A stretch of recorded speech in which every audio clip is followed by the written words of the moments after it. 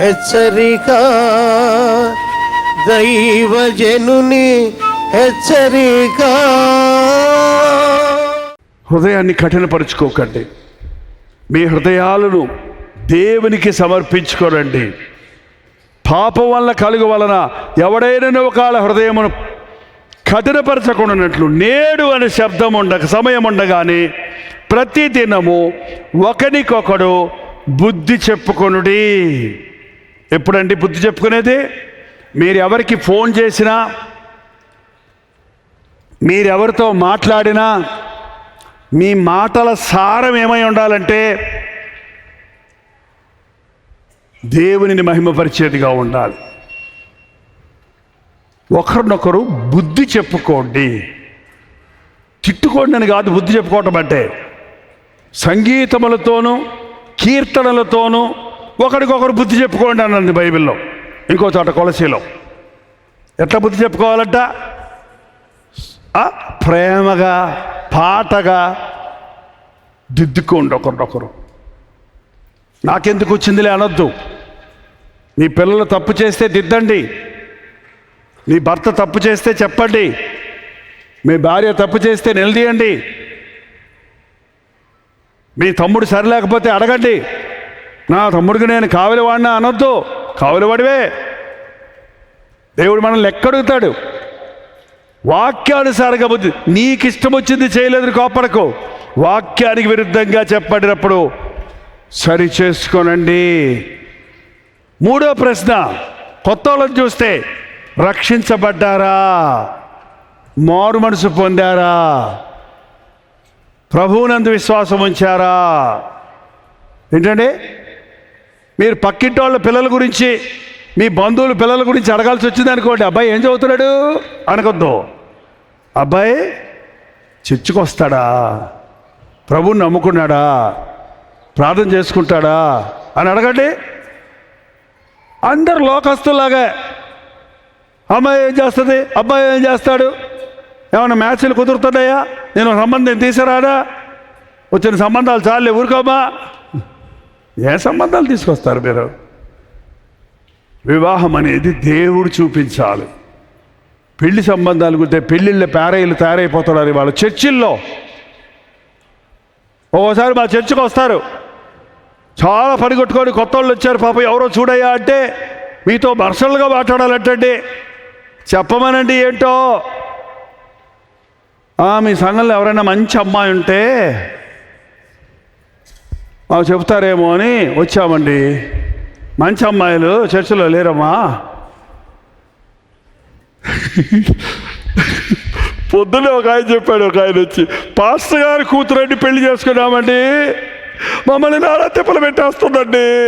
Pastor గారి కూతురులు అందరూ మంచివాళ్ళు, చర్చికి వచ్చే వాళ్ళందరూ పవిత్రులు, బైబిల్ పట్టుకున్న వాళ్ళందరూ పరిశుద్ధులు అని ఎక్కడ ఉందా? అబ్బే, బుద్ధి లేని వాళ్ళు బుద్ధి కలిగిన వాళ్ళు కలిసే వెళ్ళారు పెళ్ళికి. 10 మంది కన్నికలు, 10 మంది ముస్తాబయ్యారు, 10 మంది చేతుల్లో దివిటీలు ఉన్నాయి. నూనె లేదు. నూనె లేకపోతే ప్రయోజనం.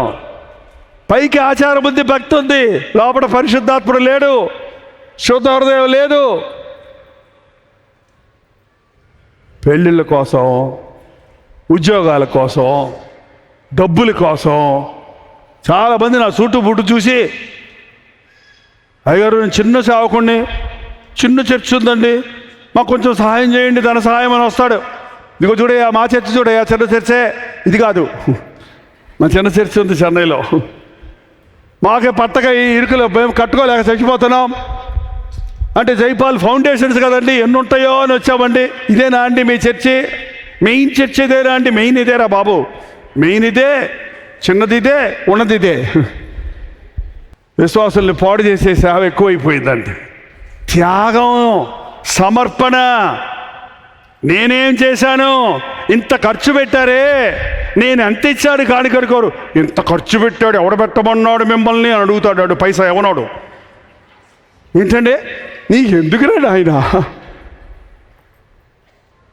ఎవడో ఇచ్చేస్తున్నాడు కాబట్టి పెట్టేస్తున్నారంటారు. లేకపోతే ఆ తిప్పలు ఎవరికి తెలియవండి. ఎన్ని పోరాడాల్సి వస్తుందో ఒక వాక్యం మీ దగ్గర తీసుకురావడానికి, ఒక టీవీ ప్రోగ్రాం ఇవ్వడానికి, సోషల్ మీడియాలో రోజు వాక్యం ఇవ్వడానికి. ఎందుకు? వాక్యం బతికింపజేస్తుంది. ఏ మనిషి ఇంకొక మనిషిని మార్చలేడు, కానీ జీవము గల దేవుని మాట మన గుండెల్లో పడితే అది పేలుతుంది. అది మన గుండెను పగలగొట్టుద్ది. ఆ గుండె పగలగొట్టకుండా నీవు కఠినపరుచుకుంటే, గుండెల్లోకి జ్వరబడకుండా చేస్తే ఏ ప్రతిక్రియ జరగదు నీకు. ఏంటండి, చాలామంది గచ్చకాయలాగా తమ హృదయాన్ని కఠినపరుచుకుంటారంట. గచ్చకాయ తెలుసండి మీకు? ఇక్కడ తీసుకొచ్చి కొడదామని పెట్టారనుకోండి, ఇటు అనేటప్పుడు తుస్సులు అట్టుపోద్ది. ఇంత ఉంటుంది గచ్చకాయ అంటే, ఇలా ఉంటుంది గుండ్రంగా. ఇది తీసుకొచ్చి రాయితో కొట్టామనుకో, జర్ర జారిపోద్ది, ఇటు కొడితే జారిపోద్ది, అది పగలదు. కొంతమంది గుండెలు అంతే.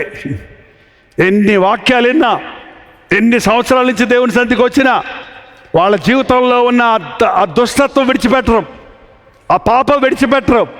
కరెక్ట్గా నీ సంగతి చెప్పేటప్పుడు తలకాయ తిప్పుకుంటావు, కరెక్ట్గా నీ మనస్సాక్షికి వచ్చే మాట వచ్చినప్పుడు చెవులు మూసుకుంటావు, కరెక్ట్గా నీతో దేవుడు మాట్లాడుతున్నప్పటికీ లేచి వెళ్ళిపోతావు. ఇది అనేక స్థలాల్లో జరిగిన సంభవాలు.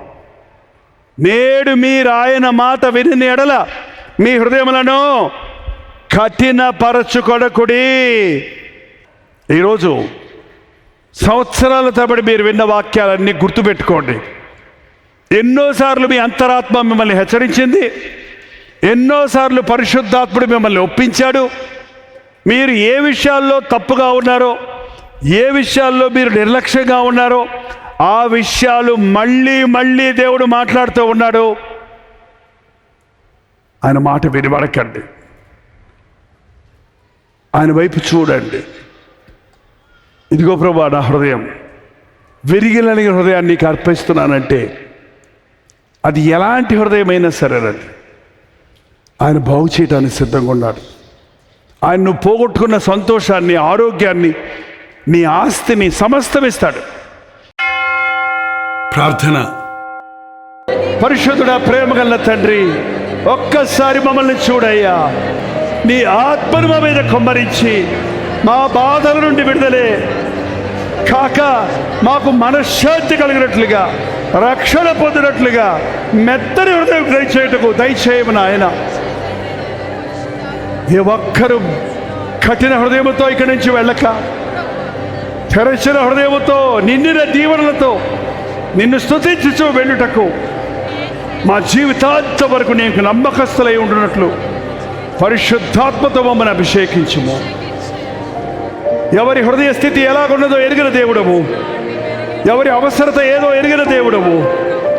మా హృదయాలను, మా జీవితాలను, మా అవసరతలను తీర్చగలిగిన జీవము గల దేవా, నీకే స్తుతులు చెల్లిస్తున్నామయ్యా. నీ అద్భుత కార్యాలు మాలో జరగనిమ్మని క్రీస్తు నామములో అడుగుచున్నాము తండ్రి, ఆమేన్.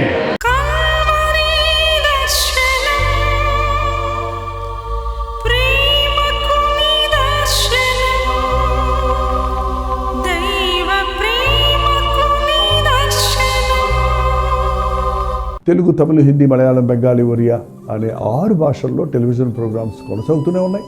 భారభరితమైన పరిచయంలో మీరు సహకరించాలని ఆశిస్తే, ప్రభువు మిమ్మల్ని ప్రేరేపిస్తే మీ విరాళాలు, కానుకలు డాక్టర్ జై ఫౌండేషన్స్ అనే ట్రస్ట్ నెంబర్కి మీరు పంపించవచ్చు. అవి నేరుగా టీవీ ఛానల్స్కి వెళ్తాయి. అందులో ఏది మేము మా సొంత పరిచయం కొరకు ముట్టుకోవటం లేదు, వేరే పరిచయం కొరకు ముట్టుకోవటం లేదు. టెలివిజన్ పరిచయలో ఇంకా సువార్త వెళ్ళని వారికి అది అందించాలని ఆశతో ఒక 20 సంవత్సరాలుగా కొనసాగుతున్న పరిచయం కొరకు ప్రార్థించండి, మీ సహకారాన్ని అందించండి. ఈ విషయంలో మీకు ఇంకా ఎవరైనా కావాలంటే 89393939 అనే నెంబర్కి మార్నింగ్ 10 నుంచి ఈవినింగ్ 10 లోపల మీరు ఫోన్ చేయండి, వివరాలు తెలియజేస్తాను.